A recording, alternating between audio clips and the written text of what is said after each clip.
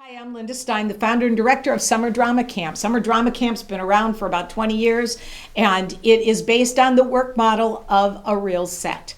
I developed Summer Drama Camp coming out of college when I realized that my college professors were not real teachers. They were actually professional actors who came in and taught us what the real deal was on set. And so when we studied Shakespeare and we studied the art history and we studied acting in acting classes, we learned how that our college would apply to life, and life applies to college.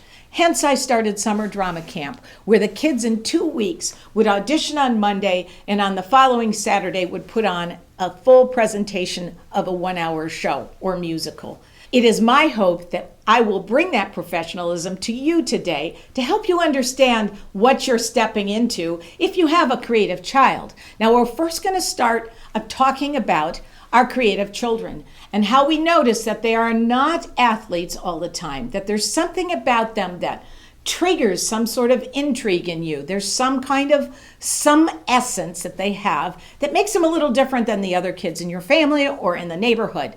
Those creative kids are equally as important as the kids that are athletes or the kids that do math well. Those kids have a journey, and it's my hope today that you'll find where that journey is for your children.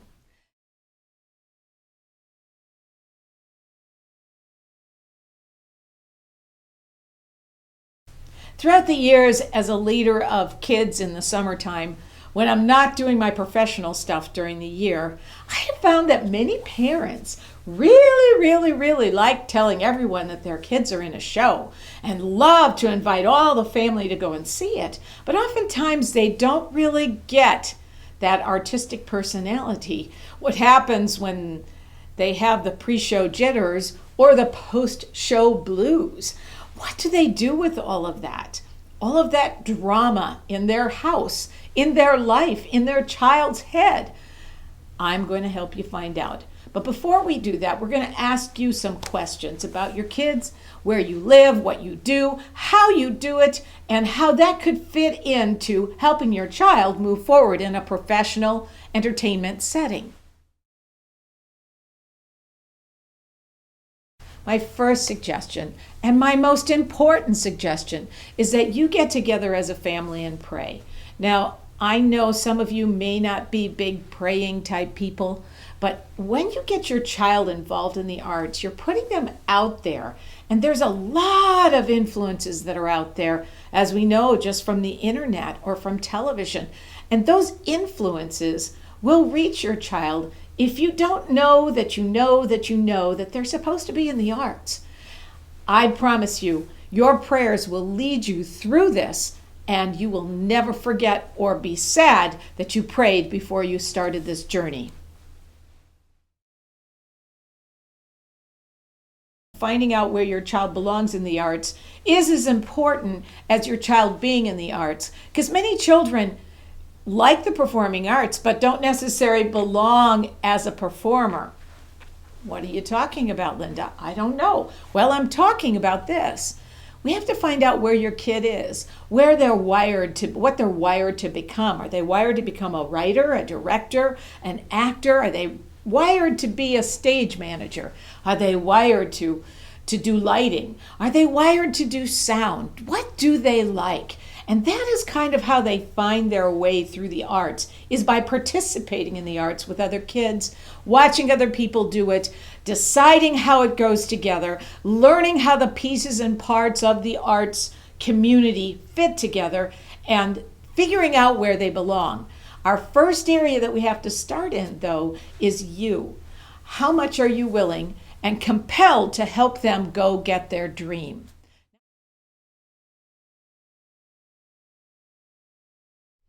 A teacher and a student relationship has a lot to do with how your child's going to be led. When I was in high school, the lady who led our drama department was an actress from Broadway, and her expertise from the stage and her passion for the arts and her understanding of creativity and creative kids are one of the reasons why I'm sitting here right today. Find the right teacher. That's my first and most important tip for you guys today. Find the right mentor. Arts training takes dollars because you're paying people like myself to help your kids decide whether they want to go into the arts. That's not a free thing. If your child is that way and they love the arts, there may be some scholarships out there, but you're going to have to dig into that savings account or your pocket or grandma's pocket or someone in your family's pocket and get your child in front of people who can help them get better at being their artsy self.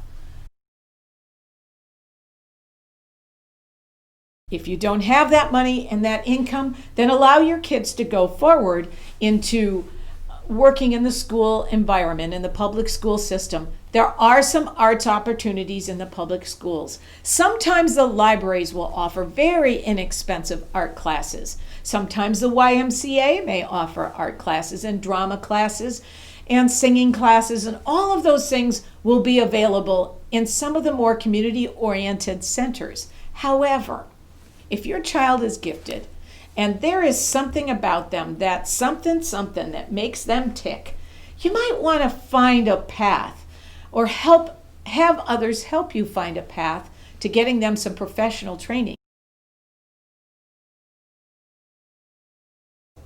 Support comes from you.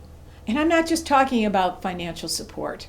If God is on this trail with your child, and you don't have money, or you're holding down 3 and 4 jobs, or you've got problems and bills and all sorts of things with a creative kid, they'll find their own path, but they need your support. They need your friendship. They need your positive energy, or the common term right now is positive vibe.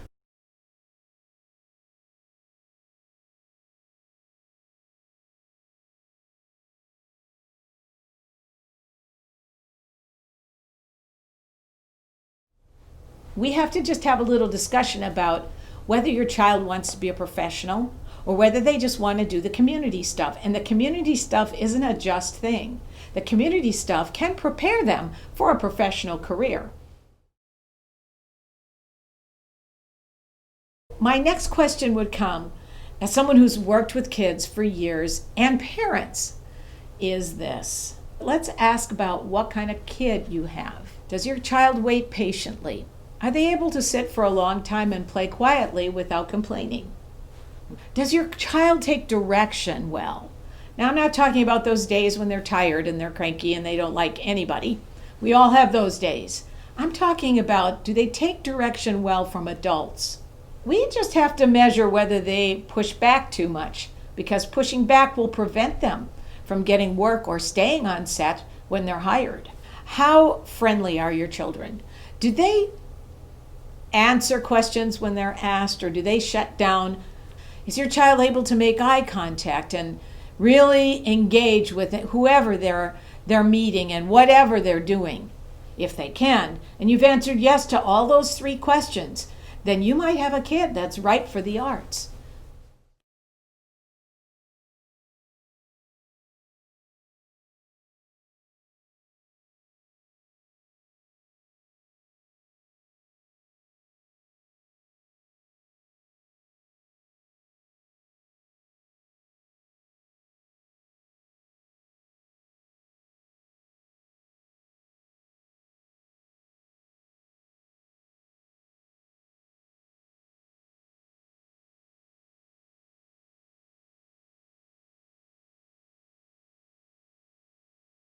What kind of school should I take my kid to?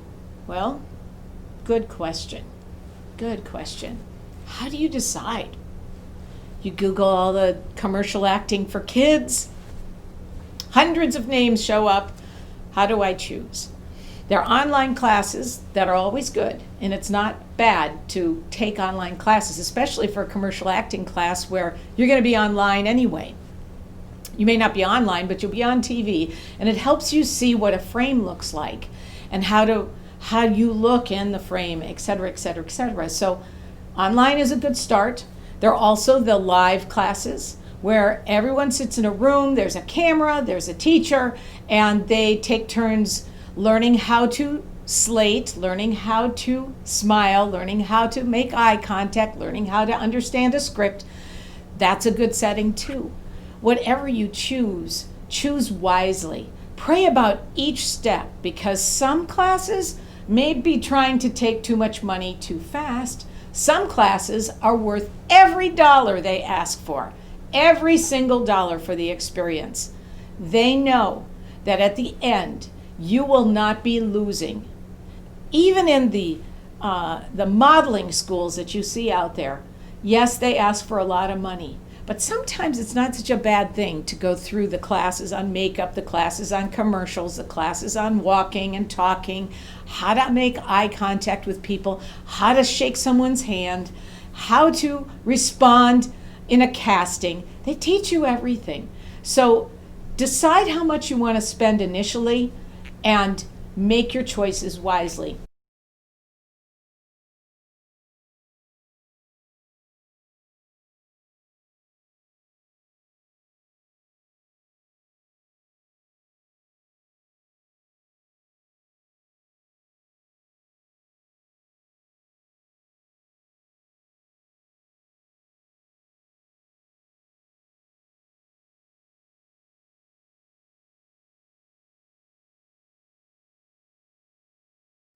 If you have small children, don't spend a ton of money, but spend some money. I would take a 6-week class, 6 to 8 weeks, or even just a quarter. After taking that class, you might want to then jump into a bigger or longer program or something a little more extensive, depending on how your child felt about that experience. Maybe they'll want to take a break before making a longer term commitment. Feel it out, and you'll know how much is too much and how much is too little as you go along.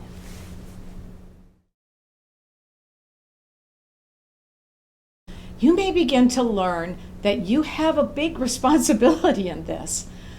A responsibility, of course, to help them practice. You may be the other person in a script when they're learning a script. You may help them memorize. Sometimes they may not want you to help them, but sometimes you have to know enough to know what's right and what's wrong. You're learning with them as you go along.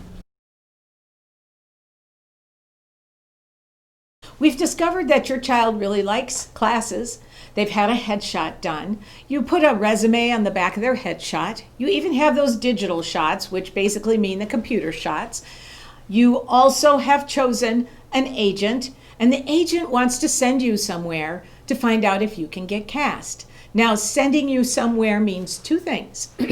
What the agents do is they take your pictures, your images in the digital world, and they put it up on their own website. Now, you load your information on the website, and along comes somebody who wants to create a commercial. And they're looking for a child that looks just like your kid. The commercial advertising agency contacts the agents and says, "We would like to do a casting."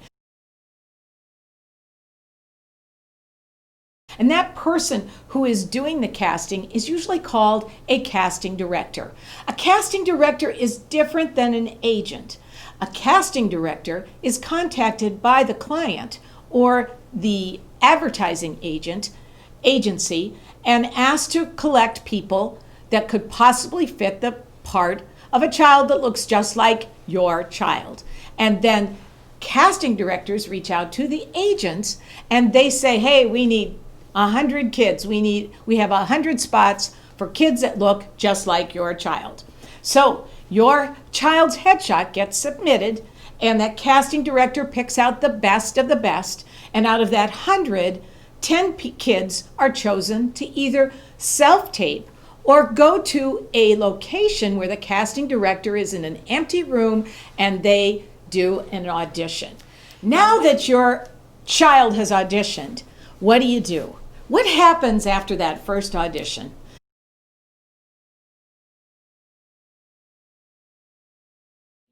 In the callback, you may or may not be able to go in the room with your child.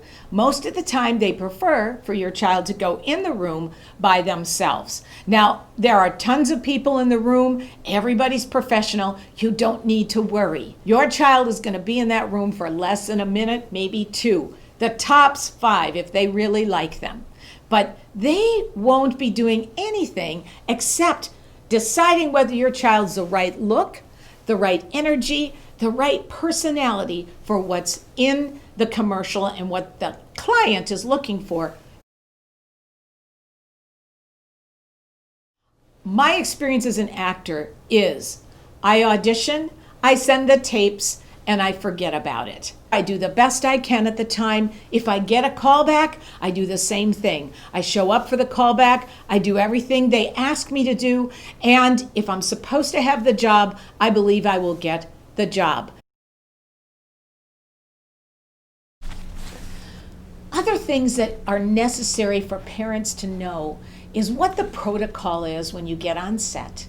What paperwork do you sign? What don't you sign? How do you get an agent? How do you talk to the agents? How do you submit things to the agents? How do you correspond with the agents through email? How to talk to the person who signs you up when you get on set?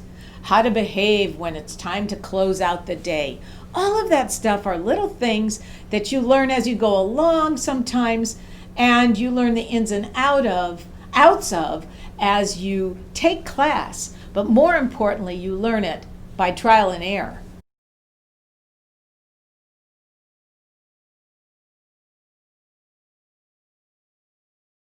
So we've come to the end of our journey here with learning what to do with those creative kids that are running around your house. Aren't you glad you spent some time with me? I hope that the information and the content in here has helped you and steered you to understand exactly what's going on with the professional community as well as the community theater that is around you. Your child may not be ready for professional theater. They may just like to do it in a setting with other children in little drama camps or in a school setting, or as I mentioned at the YMCA or wherever it is that you can get opportunities for those kids to perform. There are very small places that a lot of people have started out and become very famous people. Any of the stories of the stars, they will tell you they did that play at their high school or in their middle school, and somehow they sojourned to California or Nashville or New York, and fame found them. So it's not required that your child is a professional at a young age. It is required that you follow the journey that God has for you and your family. And if that journey is about doing professional acting, then by all means pursue it, go for it, jump in. And if it's not, this information will help you and your child to get ready for when it's time for them to go out and be a professional. I'm Linda Stein with Summer Drama Camp, and I pray and hope for all good things to happen to you, and God bless.